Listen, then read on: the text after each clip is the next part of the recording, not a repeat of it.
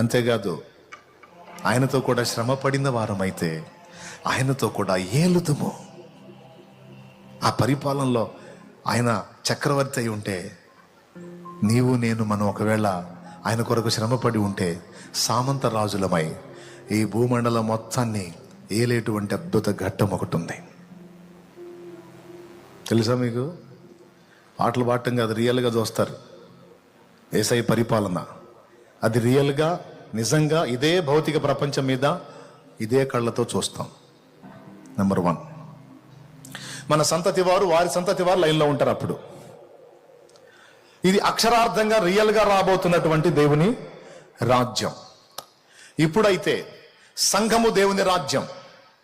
Hello brothers, సంఘం ఎవరి రాజ్యం? యా, అందరూ ఒకసారి 2 చేతులు ఎత్తి హల్లెలూయా చెప్పండి. 2 చేతులు దించండి. మళ్ళీ ఒకసారి 2 చేతులు ఎత్తండి. అది ఇంతమంది ఉండి ఈ ఒక్కడు చెప్తే మీరు చేతులు ఎత్తమంటే ఎత్తుందో దించమండి.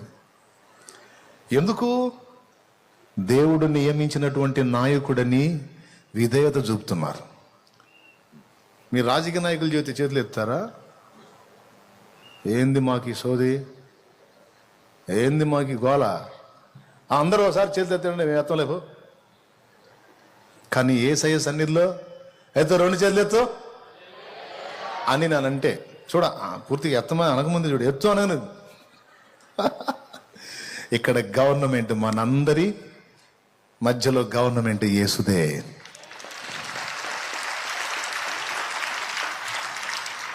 రాజులకు సాష్టాంగపడం, అధికారులకు సాగిలపడం, వాళ్ళ ముందు గడగడ వణకం. మనం సాష్టాంగపడేది, సాగిలపడేది నజరేయుడైన యేసుకే. అక్కడే మన మోకాళ్ళు లొంగుతాయి. అన్నదానికల్లా మనం చేతులు చాపం, వ్యక్తుల దగ్గర దేబ్రించం, దేహి అని మొత్తుకోం. మోకాళ్ళుని యేసయ్యా నా రాజా